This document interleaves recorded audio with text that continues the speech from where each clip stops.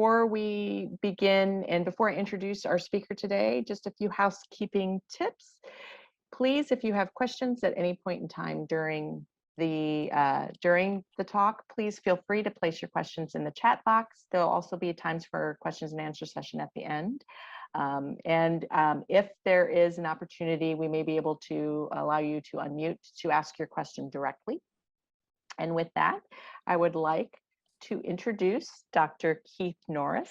He is an internationally recognized clinician scientist and health policy leader who has been instrumental in shaping national health policy and clinical practice guidelines for chronic kidney disease. He's made major contributions to diversity, equity, and inclusion while addressing disparities in contemporary society.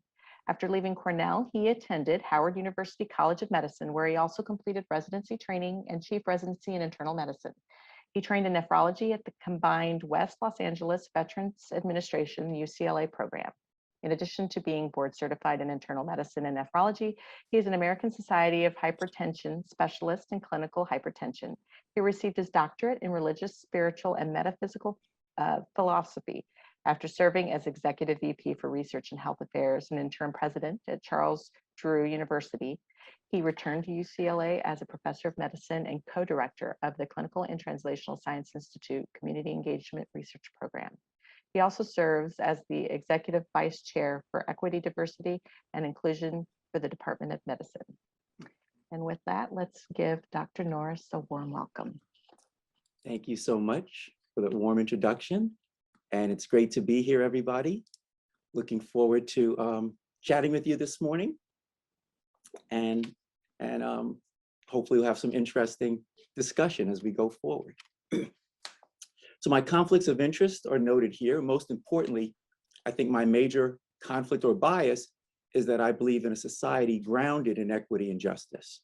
And I understand that's not for everybody, but that's the lens through which I will be speaking today. So we are aware that major race-based inequities exist in society, and we've seen that very clearly over the last year. And they also exist in medicine, and that those lead to disparities, and that undermines the research advances and optimal care for all patients. And so if we can address some of these, we can reach the goals that I think as a society and a country, we really want to reach and believe we can reach. So the writer Anais Nin said, we don't see things as they are, we see them as we are. And I think that's important for us to reflect on as we think about issues around bias and racism, and actually a little bit about race when we get to that later on. So I'm going to talk a little bit about the pandemic and the unmasking of disparities. I'm not going to talk about community partnered research, and I'll talk about a way forward. I will talk about research at race, racism, and research, and then a way forward. So let me start with this. A billionaire has donated $10 million to the CCTST favorite community charity and builds them a nice medical clinic. So in the chat, just write what your thoughts are about this billionaire. Just a few thoughts, quick thoughts about this billionaire in the chat. Nice guy, very generous, very giving, getting a tax break, question mark, kind-hearted, good thing, don't know him, another motive, guilt. Where's the clinic? Okay, so good questions. No change in health, personal connection. So I'm going to add a little more here as you put there. Who is he and why? So several months later, you get a call from Human Resources. A request for a favor has been made, and the billionaire has 2 kids and would love the son to get a high-level job at the CCTST. The son has no healthcare industry background, no academic background, and you are told a senior executive wants you to join a special committee to create a job for the son. What do you do, and what are your thoughts about this billionaire now? Not surprised.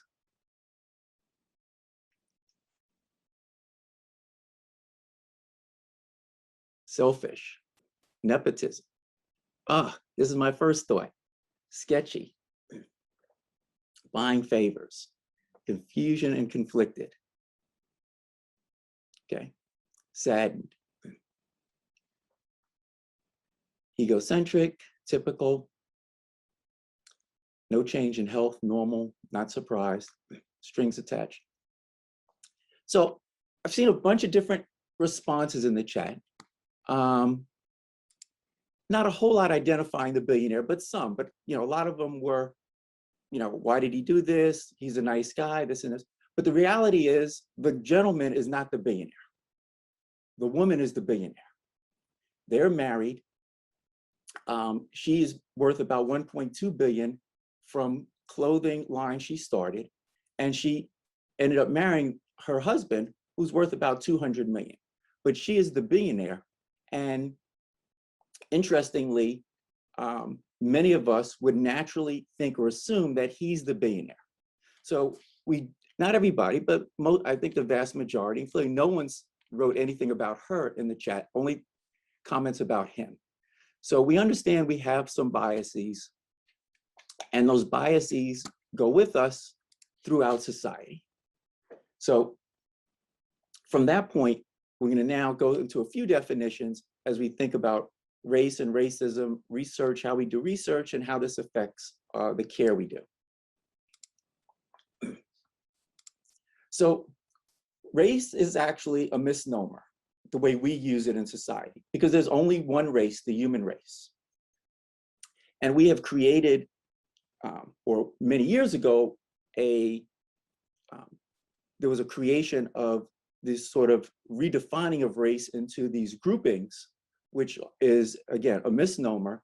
And the Pan-American Health Organization of the WHO uses the scientifically accurate view that there's only a single human race, and they use ethnicity to characterize social cultural groups. Before race was sort of invented as this grouping, we talked about nationality, where people's tribe, the nation, the country they come from, the region they come from. But we sort of created this whole new lexicon of race, which is in fact not accurate. And so race, as we use it now in the world, is a social interpretation of how one looks in a race stratified society, and it's a socio-political construct. And it was created under what has been called white supremacy ideology. It was created to say that people of the white race were superior biologically to other races. In the United States, it has been used to justify and maintain Native American and American Indian genocide and oppression, and Black American slavery and oppression. And it continues to this day. Race is indirectly, but not directly related to ancestry. And a lot of us in medicine have been taught that race is directly related to ancestry, continental ancestry. It's not. Race is a guess of continental ancestry, which is an estimate of varying prevalence of known and unknown polymorphisms that are impacted through known and unknown gene and gene environment interactions. So as a research variable, race is a very poor indicator of biology. It's a poor indicator of genetics. And it actually is only a strong indicator of exposure to racism in a race stratified society. Simple way of thinking about race is how society sees you and thinks of you. Simple, easy way. That's all race is, how society sees you and how it thinks of you. Racism, by contrast, is a system that's in place. And that system structures opportunity and assigns value based on race. And so what racism has is bias with power. And that power allows it to control systems. And so it advantages or disadvantages individuals or communities. And by doing that, it actually saps the strength of society. And we have massive waste of human resources because of these structures that we have. Kamara Jones stratifies or categorizes racism into structural, institutionalized, personally mediated, and internalized. And personally mediated is what we typically think about when we think about Jim Crow South and people just disliking people. But internalized also has an important value, but it's the structural or institutionalized racism that really continues to perpetuate these differences in advantages and disadvantages across communities. So we said, race is how society sees you. Racism is what society does to you based on how it sees you. Okay, so very simple. Race is how society sees you. Racism is what society does to you based on how it sees you. And actually, without racism, there would be no reason to continue race as we normally use it, because then there would just be the human race. Okay? So we saw that in action, and we still see it in action with the pandemic. So the cartoon on the left of the panel shows people of greater affluence at the upper levels and lower affluence at the lower levels, and those are, because of our race stratified society, are more likely to be people of color. And communities of color are 2 to 4 times more likely to have COVID infections, hospitalization, and death. And so we saw that, and it allowed us to sort of step back and say, how did these disparities happen? So for COVID-19, there was an increased risk of exposure. So people who are more likely to have service jobs, poor housing conditions, public transportation, higher chronic disease burden, diabetes, kidney disease, hypertension, heart disease, asthma, pulmonary disease, and lack of access to quality care. And early on, we saw major differences in testing for COVID, and then quality preventive care that would allow one to be more or less likely to succumb to a COVID infection. And then the quality of clinics or hospitals or providers one would see. And so these do fall along socioeconomic lines, but the socioeconomic lines are also deeply entrenched with and actually emerge from or created by racialized lines. And that's why it's been called structural racism. And it's predominantly driven by residential segregation, which continues to this day. And linked to that is underfunding of school systems, lack of jobs, poor housing, poverty, chronic discrimination. And that confluence leads to the makings of health disparities. Early on, we heard, oh, the system's broken, we need to fix it. Dr. Don Berwick is commonly attributed as speaking about this aphorism: every system is perfectly designed to achieve the results it gets. Don was the former director of CMS. And it is in fact true. All of our systems are perfectly designed to achieve the results they get. So if we don't like our results, we need to change our system. If we don't change the system, we should not be expecting to see different results. So structural racism definition is the totality of ways in which societies foster racial discrimination through mutually reinforcing systems: housing, education, employment, credit, healthcare, criminal justice, etc. And that unequal distribution of wealth, employment, environmental exposures, nutrition, education, quality of care, healthcare, etc., lead to these disparities. Okay? Importantly, these patterns and practices not only reinforce discriminatory beliefs, values, and distribution of resources, but these strongly influence self-reliance and personal choice. And we'll talk a little bit about that later, but we have many narratives that say, no, it's just a personal choice. And I don't believe anybody in America wakes up and says, gosh, I'm so glad to be poor and struggling today. This is just like great. So I'm not sure that's a choice people are making. So when we think about the power of these systems, we have a pandemic. We know that there are certain communities where there are much higher rates of COVID infections, adverse outcomes, and we were able to understand and link zip codes and census tracts to those cases. We now have a vaccine that can help prevent COVID infection. And so a great way to get the pandemic under control, as one would do with any other disease, would be to go directly where the situation is worse and try to have an impact there. And what we saw was the exact opposite happen. What we saw was resources going along the lines that structural racism has created, and it goes to those communities that have more resources. And so we see inequities in vaccination. And so and it just shows how powerful those forces are, because as clear as we could be about where the necessity was, we absolutely did not do what was necessary and appropriate to address the pandemic in what would be considered to be a strategic manner. So we have these narratives about personal choice, meritocracy, social justice, and equity being reverse racism. And I wanted to sort of walk us through how those narratives come about and what it might look like to achieve equity and justice, but also how we got to where we are. Because I think that there may not be a clear understanding of that.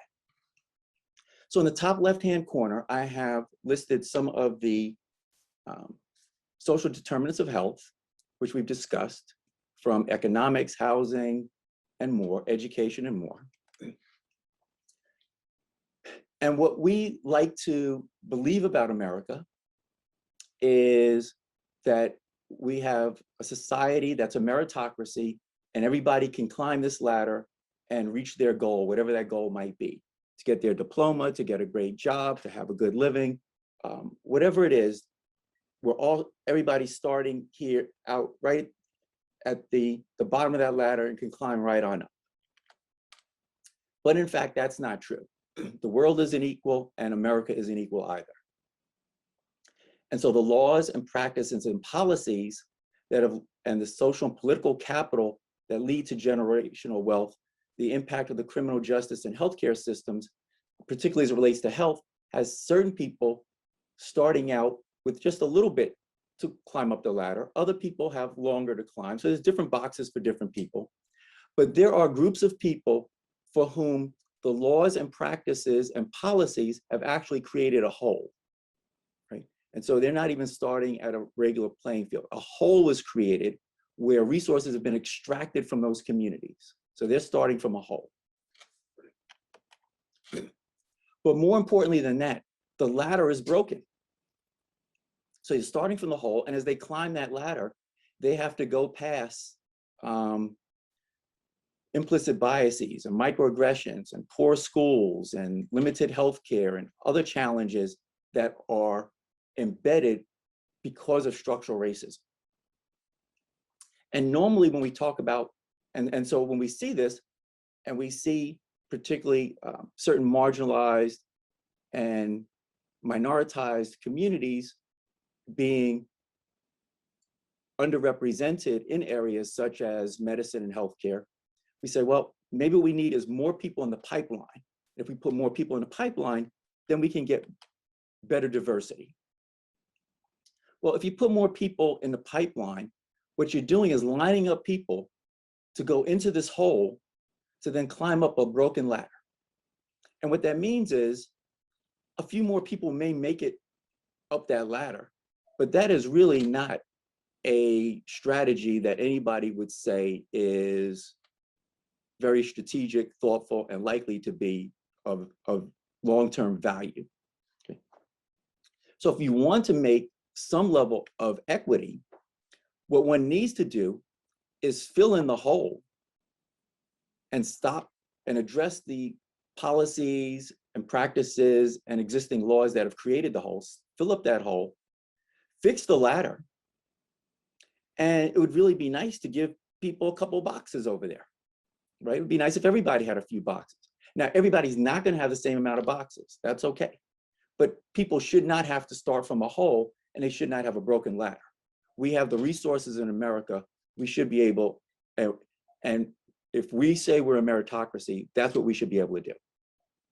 Now, to make that happen, we have to address the forces of structural racism that are in place, and that takes justice. We also have to realize the narratives that are preventing this from happening. So as soon as the ladder starts getting fixed, there are people who say, oh, there's money going into fixing that ladder, but there's not money going into the other groups. Therefore, that's reverse racism, because we want to treat everybody equally. Why are we giving the people with the broken ladder some money to fix the ladder? Why are we giving the people with a hole some money to fix the hole? That's reverse racism.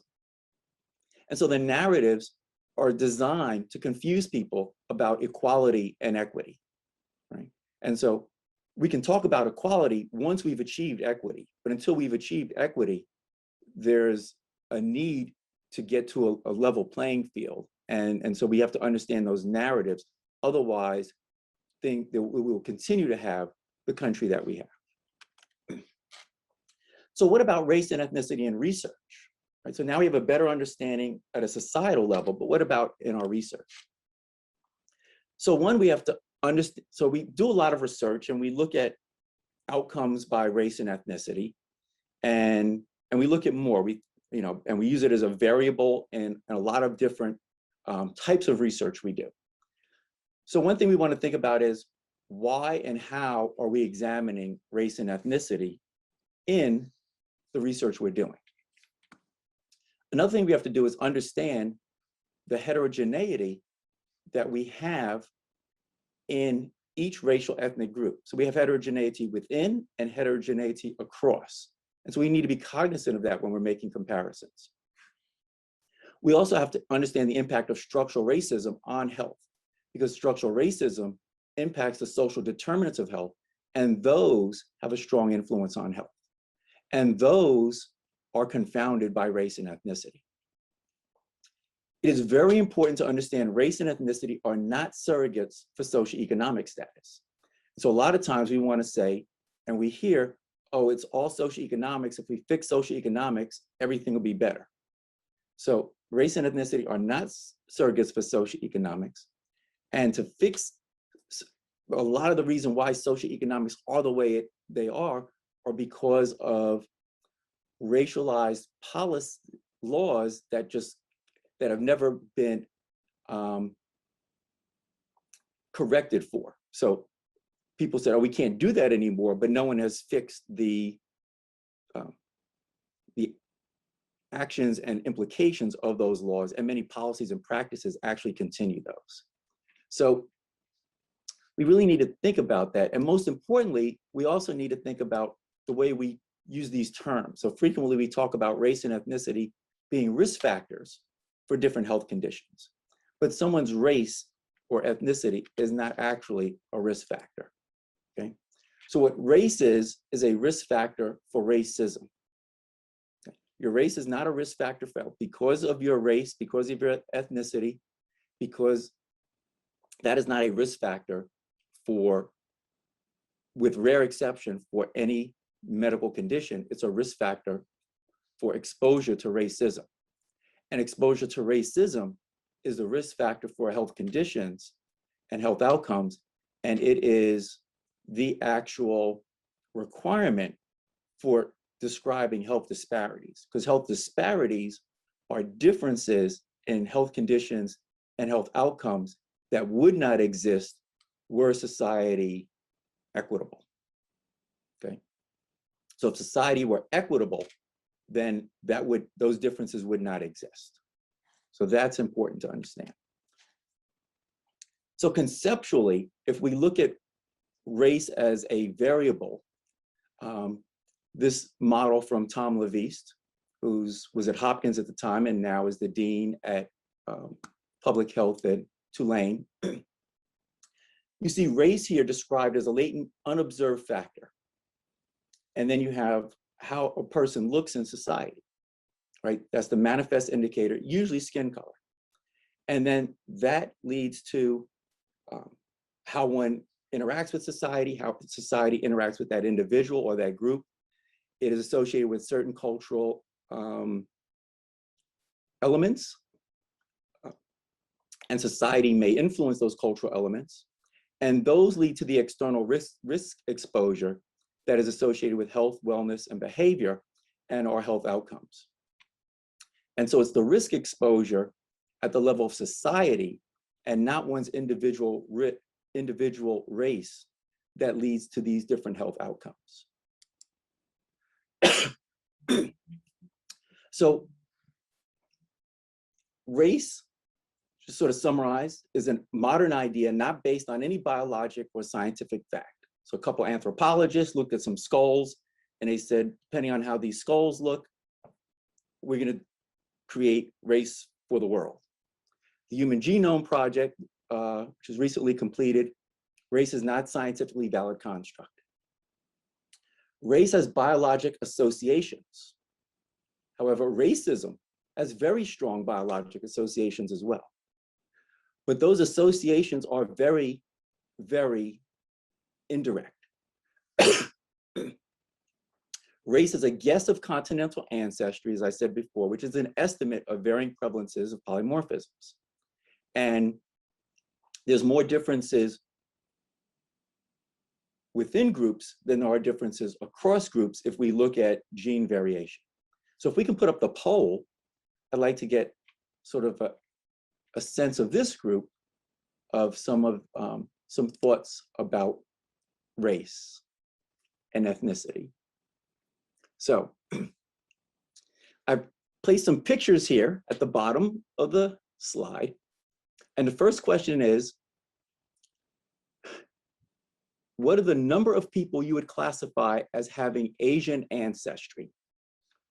What is the number of people you would classify as having Asian ancestry? So just write that in. And then the next question is, what is the number of people you would classify as white race? The number of people you would classify as white race. The next question is the number of people you would classify as Black or African American race. Okay, Black or African American race.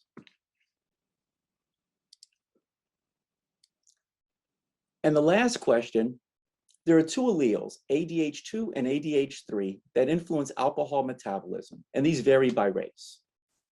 The allele ADH2 homozygous is twice as prevalent in people of Asian ancestry. Knowing this information, what can we say about the gene polymorphism profile of the two women at the opposite ends of the picture? So the woman at the far left and the woman at the far right. So if you look at those two, what could you say about their gene polymorphism? Neither has ADH2 or ADH3. One has ADH2/ADH3, and one has ADH2/ADH2. They both have ADH2. They both have ADH3, or you don't know. Okay. So the two women at the far ends neither have ADH2 or ADH3.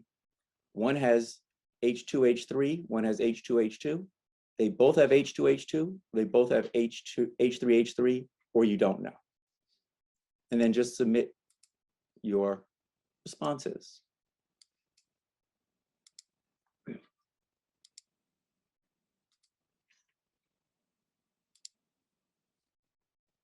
And we'll see. And then we'll share them back and see what the audience is thinking.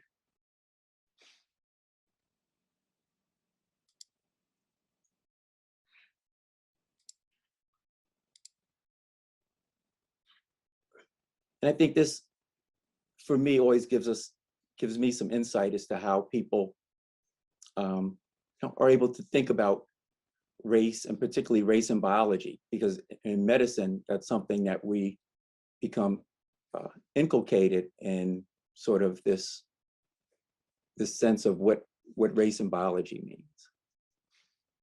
Let's see. So are we able to get the response here?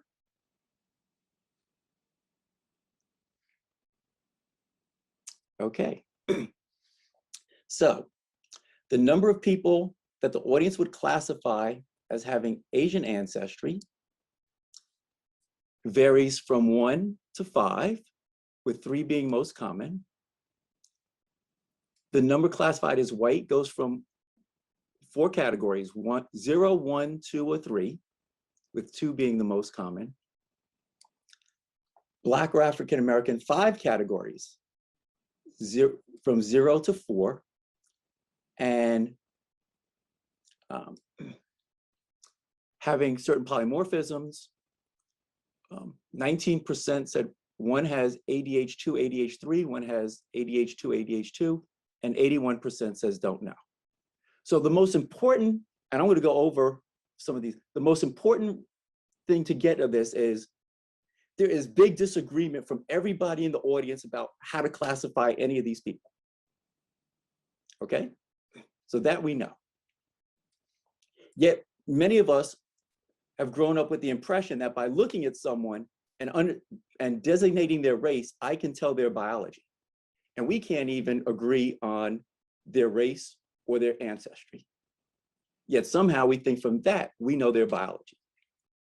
So I will just quickly go through where everybody's from. So the woman at the far left at the bottom is from Tibet and Asian ancestry. The second woman is from Arizona and is Native American. The gentleman with the glasses is the Prime Minister of Pakistan and is of Asian ancestry. The next woman following him, going to your right, is from Southern Italy. She's European. Her ancestry is white, but in America, she might be considered white or African American. The next woman is from India. She's Asian ancestry. She might be considered Asian. She might be considered African American in the United States. The next woman with the headband is from North Africa. So she's from African ancestry. She might be considered white. She might be considered African American. The next woman is from a tribe in South Africa, the tribe that's thought to be this sort of tribe from which all humanity arose. So she would be probably considered, so she's from African ancestry, she would be considered African American, but she might, with her eyes, look, she might be, people might say maybe she's mixed between Asian and African American. And the woman at the far right is Miss Afghanistan, and technically would be of Asian ancestry. Okay. So that's just a nice sort of overview of sort of where we stand when we think about looking at people and then connecting them to ancestry.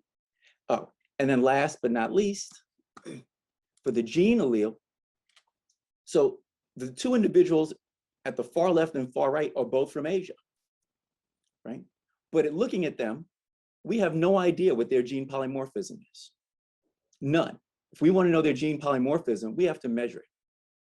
All we can say is because they're from Asia, they may be more likely to have ADH2, ADH2. But that's all we can say.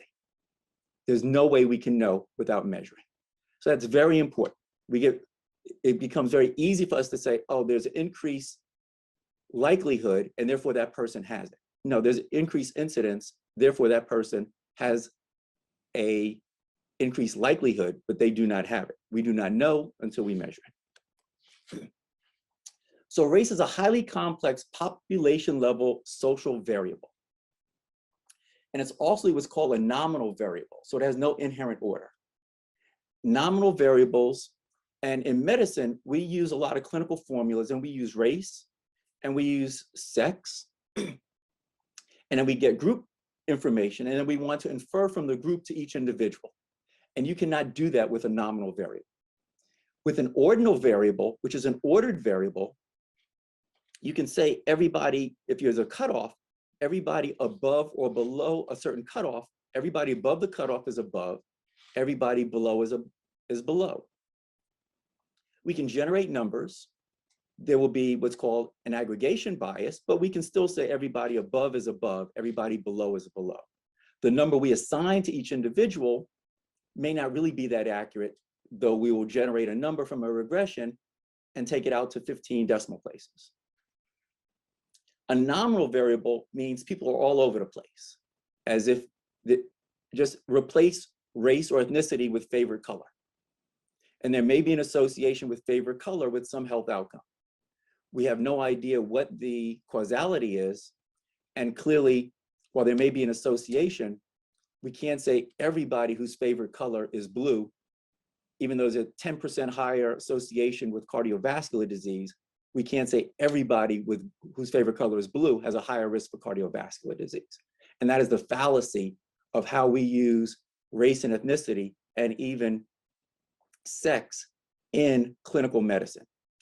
Now, there may be some instances where sex could be used as an ordinal variable for sex if we were looking at something around ovarian health or something. So there are some instances, some few instances where it could be, where there can be an order, but by and large, it is unordered, okay?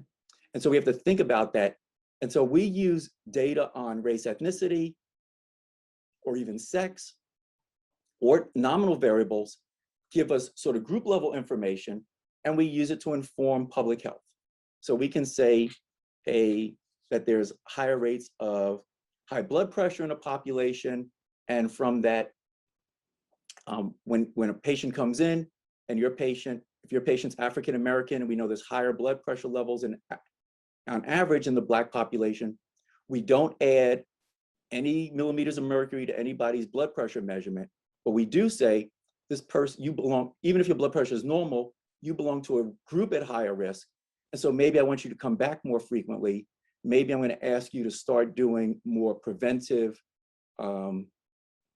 lifestyle measures sooner, just to be on the safe side. But right now, your blood pressure is normal. Your blood pressure is what it is. So that's how we should be thinking about and using race, ethnicity in medicine. Sometimes we do use it like that, other times we don't. There's also a biology, in a sense, of racism, right? And particularly personal experiences with discrimination and racism.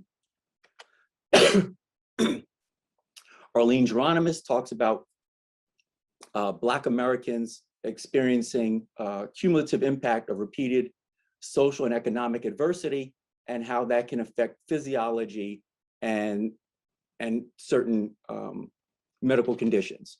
And the figure below, courtesy of one of my colleagues, shows lifetime discrimination, the effect of lifetime discrimination on inflammatory burden. And that inflammatory burden is in a pooled number on the vertical axis. And we see 4 categories on the horizontal axis: unadjusted value with a lifetime burden of 0.31. And then even after adjusting for sociodemographics, health behaviors, depression, and anxiety, it goes down some, but there's still a substantial increased lifetime burden at a little over 0.27.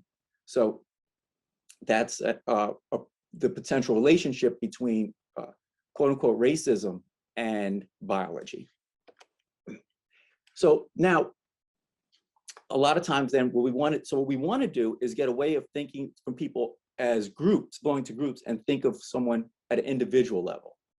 And so in thinking about someone at an individual level, I want to take everyone through this next exercise. If we can bring up the poll. And the exercise is, we're going to take a look at the Adverse Childhood Experience Questionnaire for Adults. And I'm going to ask you to put in the poll the number of adverse childhood experiences you actually had as a child. Dr. Norris, it's at the bottom. It's at the bottom of that first poll. The poll is actually going to have all the questions from this presentation. So when we have everybody go ahead and answer this, just look at number 5. Question number 5 is regarding this. Right. Just look at number 5. So if we put it up, just answer number 5. Just scroll down to number 5. Thanks. And so, do you feel that you didn't have enough to eat, had to wear dirty clothes, had no one to protect or take care of you? Did you lose a parent through divorce, abandonment, death, or other reason? Did you live with anyone who is depressed, mentally ill, or attempted suicide? Did you live with anyone who had a drinking problem, was using drugs, including prescription drugs? Did your parents or adults in your home ever hit, punch, beat, or threaten to harm each other? Okay. And then, oh, sorry. Did you live with anyone who went to jail or prison? Did a parent or adult in your home ever swear at you, insult you, or put you down? Did a parent or adult in your home ever hit, beat, kick, or physically hurt you in any way? Did you feel no one in your family loved you or thought you were special? Did you experience unwanted sexual contact, such as fondling, oral, anal, vaginal intercourse, or penetration? And so the answer is just 0 to 1, 2 to 3, 4 or more. So it's a poll, put it there, de-identified, and then we'll pull up the answer and see. And this is, I think, a way for us to use, in a sense, a practice to think about what it is, moving away from categorizing or inferring about somebody from a group and looking at the individual, right? And so when we want to look at ourselves as the individual, so 50% said 0 to 1, 33% 2 to 3, 17% 4 or more. Now, I've done this several occasions, and 17% is like a common number I see for 4 or more. And what's so amazing about that is, for the National Health and Nutrition, from the National Health Interview Survey, 61% of adults had at least one ACE, and we saw 50% of this group. 16% nationally had 4 or more. And from this group, 17% recorded 4 or more. So that is amazingly consistent, right? I was shocked when I took it myself. I don't want to say what my number was, but I was 4 or more. And I was like flabbergasted when I saw my number. Females and individuals from racial ethnic minority groups are at greater risk for having experienced 4 or more ACEs. Right? And if an individual has experienced 4 or more ACEs, they are 2.5 times more likely to have like everything bad health-wise that people can have. Right? So it's really not what's wrong with a person what's wrong with a person innately because they belong to a particular group. It's what happened to them, right? And so it can be what happened in their household, what's happened in society that structures their community, their opportunities. And that's what we really need to be thinking about when we're taking care of patients, when we're doing our research. Okay. So let's change gears a little bit and think about how structural racism and biases may impact our patients, study participants, and organizational performance. So first, let's just think about implicit biases we have. So we saw at the beginning, we all have implicit biases. This data from the Harvard Implicit Association test of nearly 350,000 people in this study demonstrated an average mean Cohen-D score of 0.81, which is right on the cusp of medium to large, and this is an anti-Black bias that people would hold. So nationally, 0.81, medium to large anti-Black bias. Implicit, unconscious of it, but it's there. Lawyers have a 0.68, much lower, in the medium range. PhD researchers, very similar to lawyers, 0.7. Physicians who always say we are the least biased people ever, as a physician, we are wrong. We have a greater anti-Black bias, and I believe we have a greater anti-woman bias as well than the general population. So we tend to be some of the most biased individuals who refuse to believe we're biased, which makes it really challenging. How does that manifest? So here are some descriptions of 4 recent graduates from OBGYN program in UT Health, University of Texas. And I took this because I found it on the internet. Dr. White is motherly, kind, caring. Dr. Wungwogu is small acts of kindness, direct, honest, brings joy, helps you believe in yourself. Dr. Nasab, cool, caring, funny. Dr. Simpson, rock star, lovable, easygoing. So these are descriptions of these graduates. These are descriptions you will see in letters of recommendation for women applying for positions in your institution. These are the descriptions of the men. Smart, friendly, caring, but also efficient, analytical, exceptional talent, great potential. Dr. Berg is compassionate, brilliant, passion for information technology. Those are also descriptors you will see in recommendations for men who are applying for jobs at your institution. And the committee will sit down, the committee will say, oh, well, look at these recommendations. You know, this is a meritocracy, and clearly these gentlemen are way better than these women. And if we are unaware of the biases that even the letter writers have in describing women and men, and those biases reinforce our biases, then you see why the men get promoted to higher positions than the women do. And the same thing happens for racial ethnic minorities. What about healthcare? So this is data from Florida at a large database looking at mortality among women who have had heart attacks. And the vertical axis shows survival, and the higher up, the better the survival, the red line being sort of the median. And the far left shows outcomes for women who've had heart attacks treated by male doctors. And we see it's way below the median. Male doctors with male patients are in the middle. Female doctors with female patients are to the right. Those lines of identity overlap. There's really, and so for some reason, the male doctor, female patient relationship, I don't know if it's a bias that the male doctor has around how or what they may say to the female patient, or the way the female patient may infer or interact or take advice from the male patient, but somehow that interface is such that we see a significantly lower survival in women patients with male doctors following a heart attack. And this is data for the state of Florida. So in thinking about these things, what does this mean when we're taking care of our patients, when we're doing our research?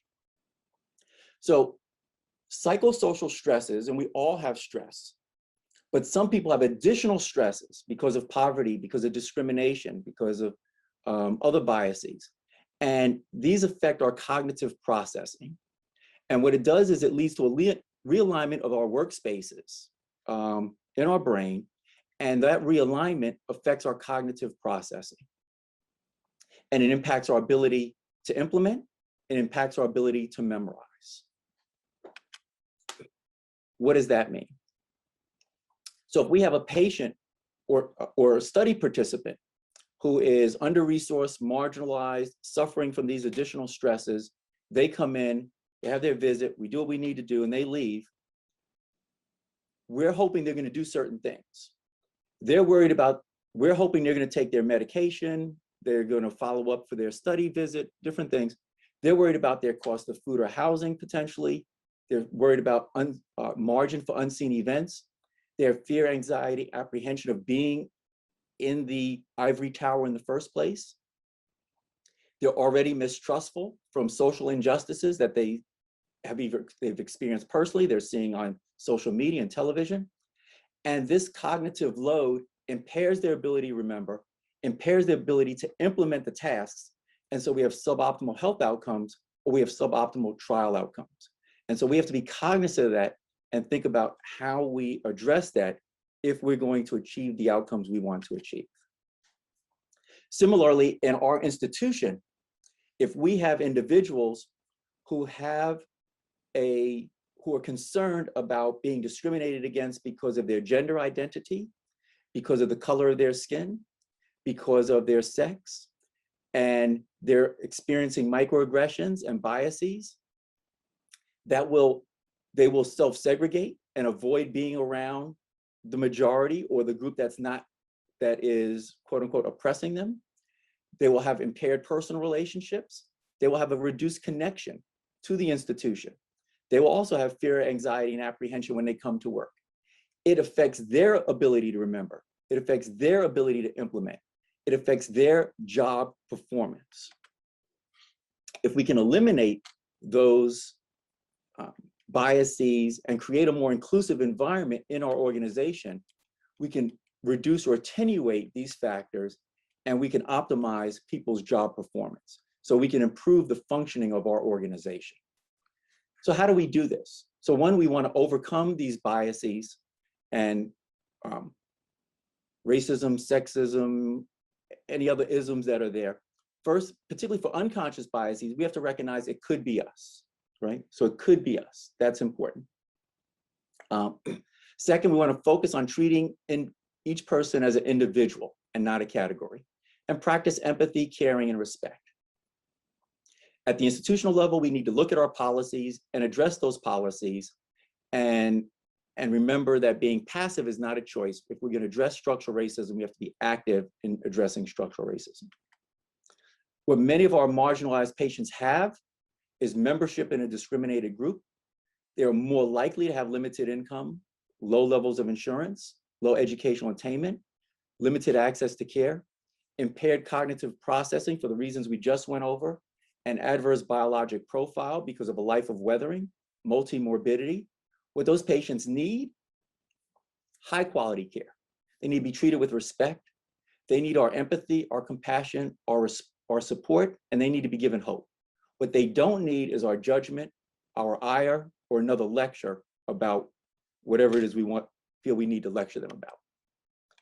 So we need to tell our patients that we're going to treat them like their family and then treat them like our family. And I'm hoping everybody here is going to treat their family well. And we also need to remember, it's not what's wrong with them, it's what we did to them. Okay, it's not what's wrong with them innately, it's what we did to them. And then based on what we do to them, they then act in a particular way. So for the University of Cincinnati leadership, use your platform to highlight the importance of addressing equity, diversity, and inclusion issues. Examine how racism, sexism, gender bias can influence hiring criteria, retention criteria. Review policies that may influence the day-to-day work environment, and adapt processes to measure any changes you're trying to make. I frequently hear, how can I help the university focus on these things? I have so many things to do that, I'm already overwhelmed. Importantly, these issues, diversity, inclusion, should be embedded in the institution. It shouldn't be a set aside next to it, right? They should be values that guide how leaders set the goals. Values that guide how leaders set the goals. So in summary, race, ethnicity are complex variables and must be handled with care. Racism, not race, can affect how communities and resources are distributed, and also they can affect biology and cognitive functioning, as well as health beliefs, behaviors, and practices. And so that's critical to understand when we're thinking about disparities and thinking about the way forward. Don't be afraid of bias. Everyone can work to minimize bias. Don't be afraid of the name structural racism or white supremacy. No one on the Zoom owned an enslaved person. No one created structural racism. No one created the ideology of racial superiority, inferiority.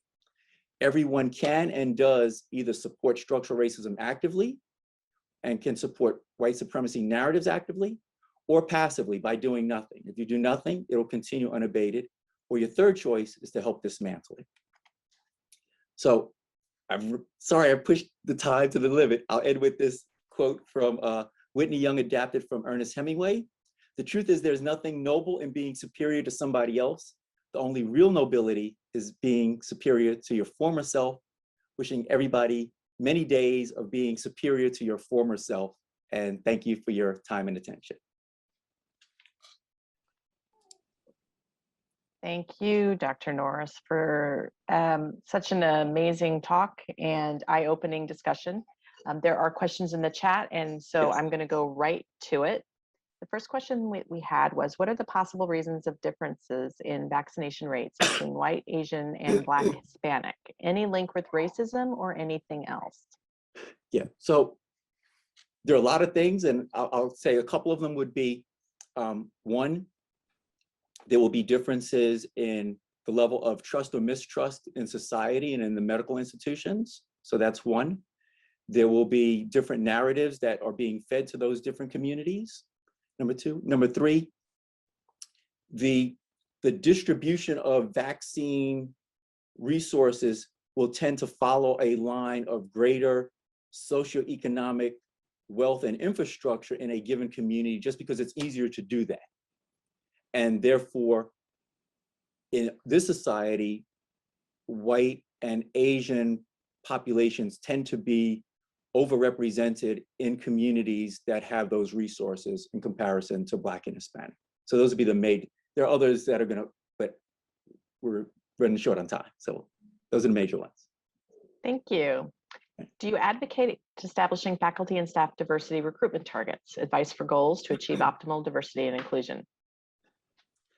We don't have actual targets, but I think we want to. I think one should be cognizant of what one's patient population looks like, and what, you know, and in the geography where one is, and you should have at least some reasonable representation of the demographics of the patients you're taking care of and the students that you're serving.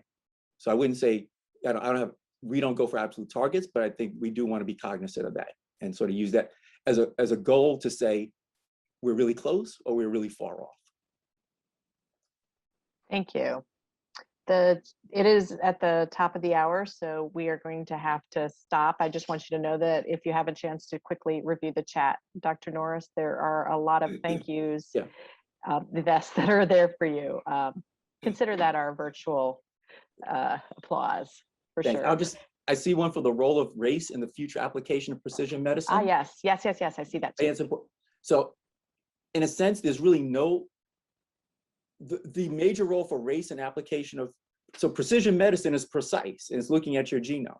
So if there's some association, some vague association with race, it would at best be maybe for screening for who might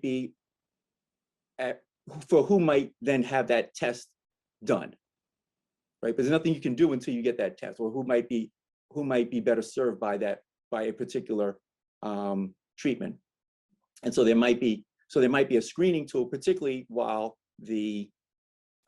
until the price comes to a certain point. So we want to screen those who are at higher risk, just as we do like with breast cancer right now, right? So we do screenings for breast cancer, but we don't look at somebody and say, oh my God, you look like you have this mutation, I'm going to start treating you right away. No, we have to go and do a blood test and see if they have that mutation or not. Thank you. Thank you very much. Yes, thanks again, once again, for giving up an hour of your day today, a little more than an hour, to continue on with educating us about what is important about this particular topic.